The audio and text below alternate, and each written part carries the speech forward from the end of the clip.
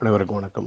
இந்த தினம் புரட்டாசி மாதம் 2ஆம் தேதி புதன்கிழமை 18/9/2024. இன்று பௌர்ணமி திதி காலை 9:04 வரை. அதன் பின்னர் தேய்பிறை பிரதமை திதி. இன்று பூரட்டாதி நட்சத்திரம் மதியம் 12:51 வரை. அதன் பின்னர் உத்திரட்டாதி நட்சத்திரம். இன்று அமிர்த யோகம் மற்றும் சித்த யோகம். சுபகாரியங்கள் செய்து கொள்ளலாம். இன்று காலை 7:19 வரை கடகராசிக்கு சந்திராஷ்டமம். அதன் பின்னர் சிம்மராசிக்கு சந்திராஷ்டமம் தொடக்கம். நன்றி, வணக்கம்.